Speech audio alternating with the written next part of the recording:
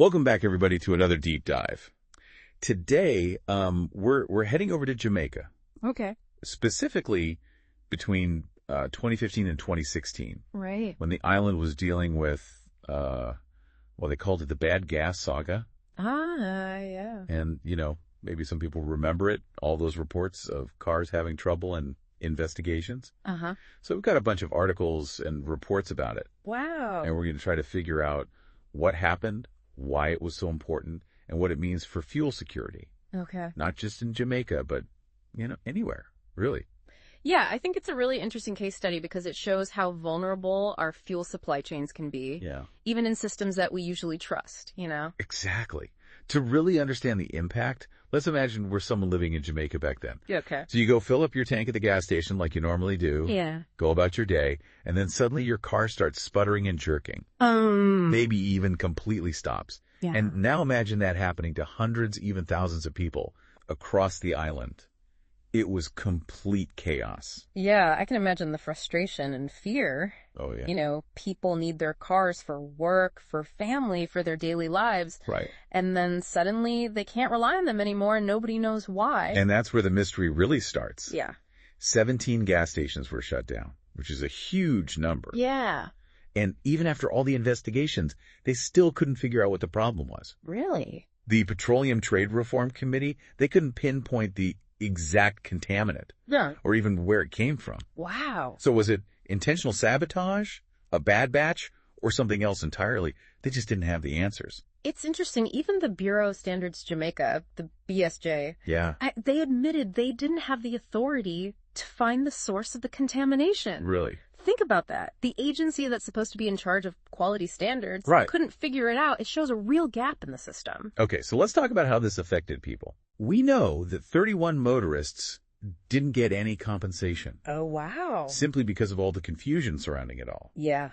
But thankfully, the Consumer Affairs Commission, the CA, stepped in to help others. Okay, good. So they were crucial in gathering all the complaints and helping people file for compensation. Okay. And in the end, Petrochem Ethanol Limited ended up paying out over 24.5 million Jamaican dollars. That's a lot of money. It is.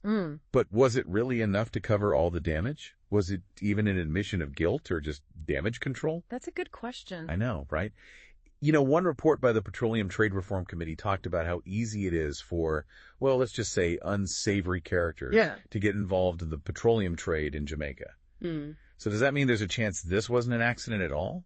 Well, it's definitely something to think about. Right. The report suggested there might be some criminal activity going on, which raises concerns about how they check people in the industry and the whole supply chain's integrity. It's a scary thought for sure.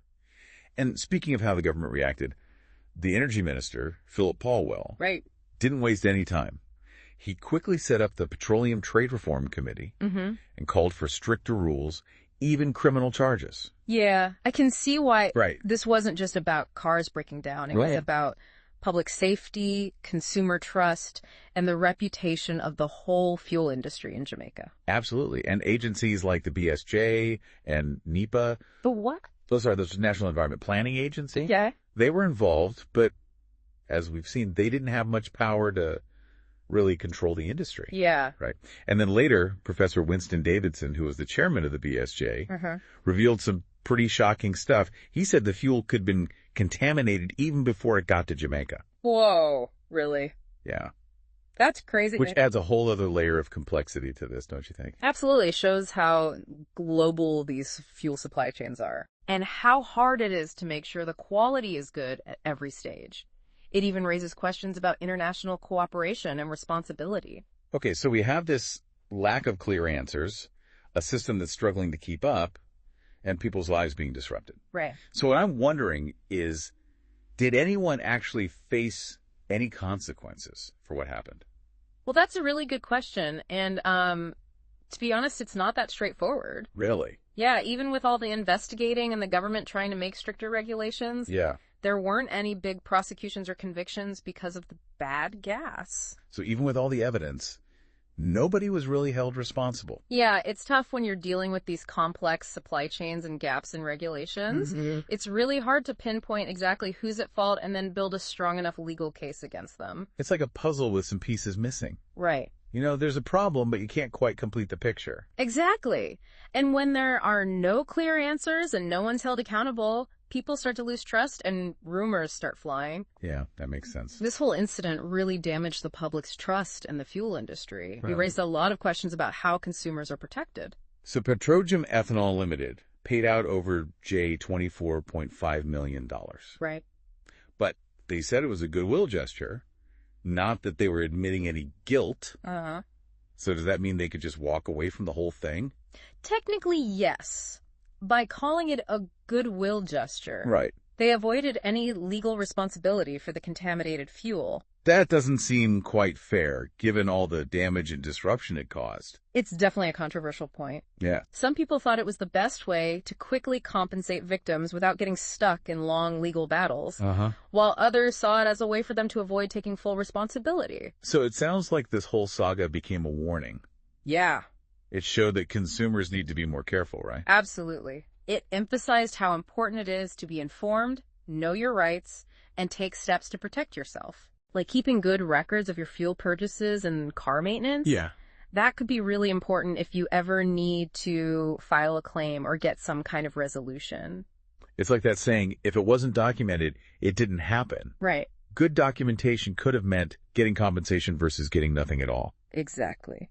And beyond individual responsibility, this incident also led to calls for stronger consumer protection laws and better ways to regulate the industry. Which brings us back to the BSJ and NEPA.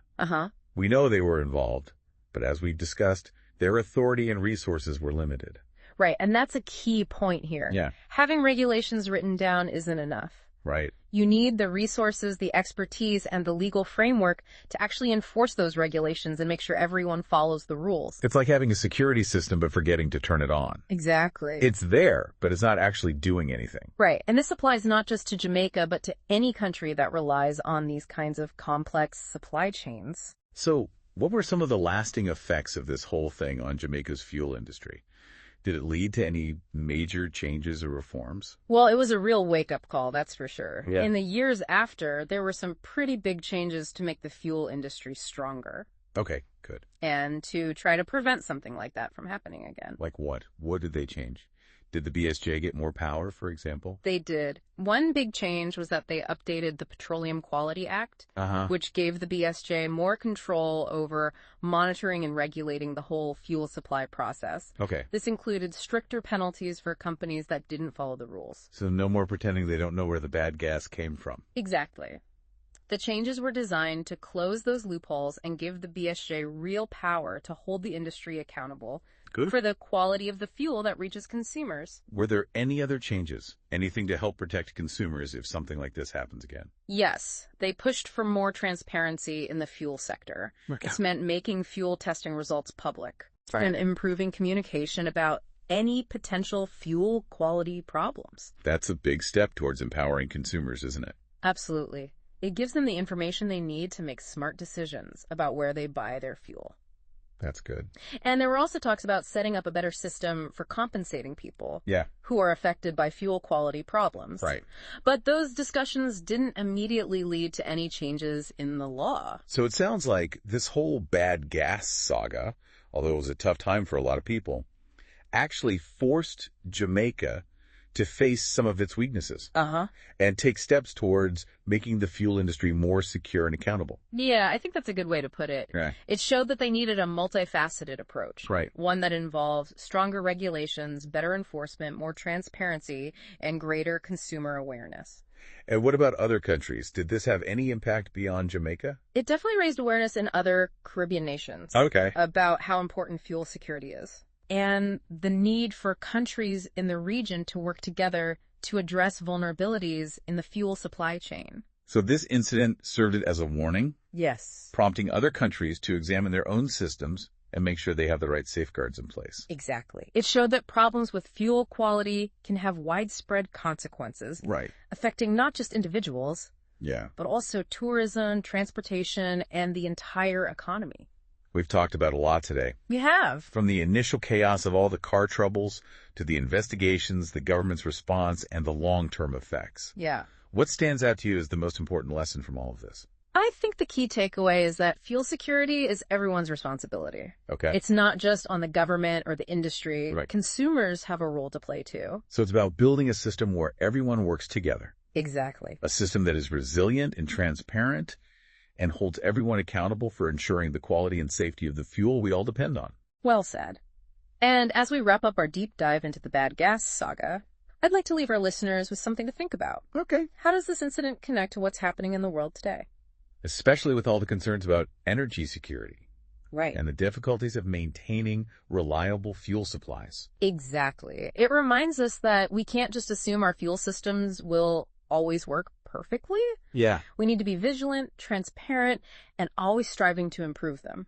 We've definitely learned a lot today. Me too. This deep dive has been fascinating and really eye-opening. Uh-huh. It shed light on a complex issue that we often don't think about until something goes wrong. That's true. So until our next deep dive, stay curious, keep learning, and remember, knowledge is power, especially when it comes to understanding the systems that affect our lives.